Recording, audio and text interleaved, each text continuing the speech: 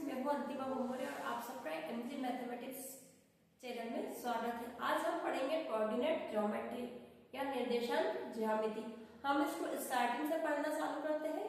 ये बहुत इजी है और आपको कुछ ही, अगर आप इस वीडियो को ध्यान से देखेंगे तो आप कौन सा कोऑर्डिनेट कहाँ पर आ रहा है आप ये आसानी से समझ भी पाएंगे और आप उसको बना भी लेंगे। सबसे पहले हम चलते हैं, ये होती है हमारी संख्या रेखा। संख्या रेखा के हम इधर चलेंगे तो हमारी वैल्यू आएगी पॉजिटिव और हम इधर जाएंगे तो हमारी वैल्यू आएगी नेगेटिव। अगर हम संख्या रेखा में यहां से चलना चालू करते हैं, क्योंकि हमने यहां से चलना चालू किया तो ये हमारा स्टार्टिंग पॉइंट है, यहाँ पर हमारी वैल्यू है 0।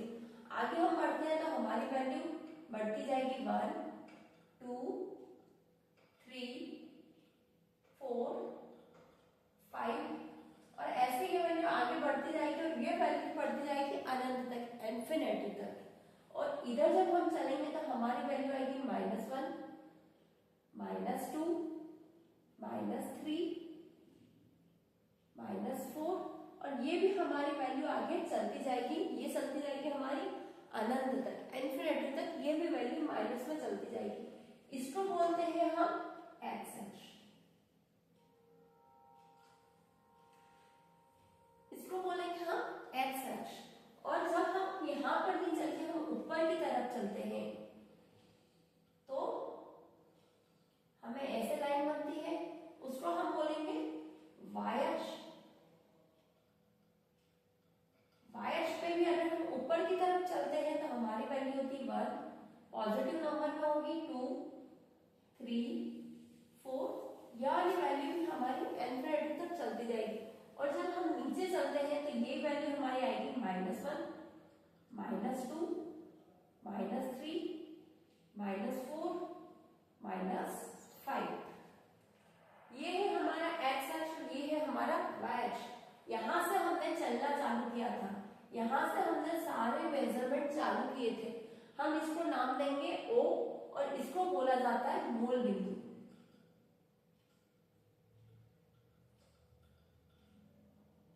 ये होता है हमारा मूल बिंदु, ओरिजिन पॉइंट।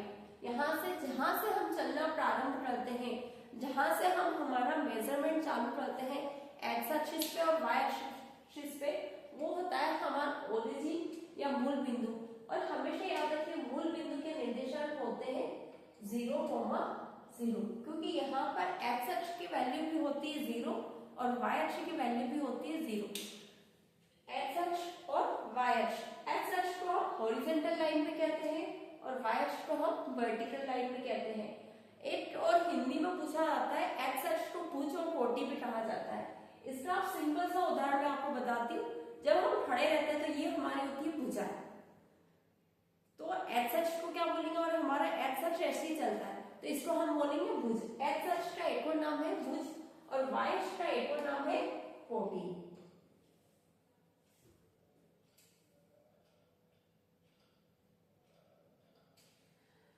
अब देखिए फ्रेंड्स, हमने इस पूरे चार्ट को या पूरे बोर्ड को कितने भागों में डिवाइड किया है? 4। तो ये क्या है हमारा चतुर्थांश। ये वाला जो हिस्सा है हमारा, जो एक्स अक्ष और वाई अक्ष से अलग किया हुआ है, ये 4 हिस्सों में से एक हिस्सा है, तो इसको हम क्या बोलेंगे? चतुर्थांश।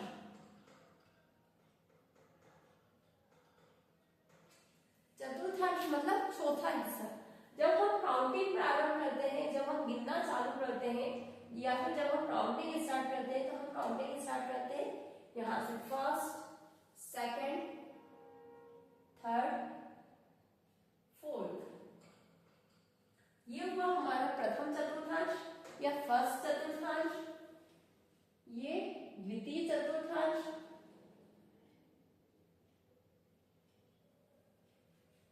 ये हमारा तृतीय चतुर्थांश और ये हमारा चतुर्थ चतुर्थांश।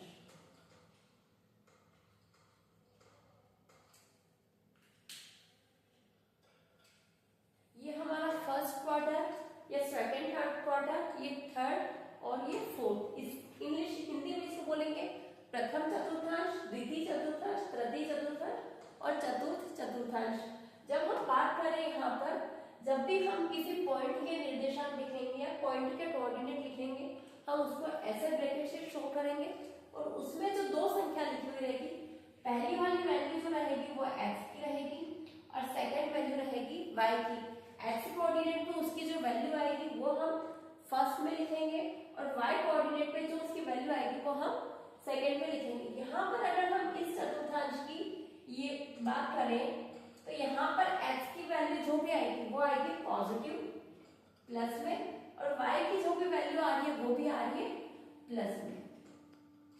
अगर हमें जो कोऑर्डिनेट दिए हुए रहते हैं, अगर वो दोनों कोऑर्डिनेट प्लस के हैं, दोनों संख्याएं प्लस की है, तो वो आएगी फर्स्ट चतुर्थांश में। इधर हम देखें यहाँ पर फर्स्ट कोऑर्डिनेट हमारा होता है x का, यहाँ पर हम देखें तो सारी वैल्यू आ रही है x की माइनस में और यहाँ पर अगर हम y की वैल्यू देखें तो y की वैल्यू आ रही है प्लस में।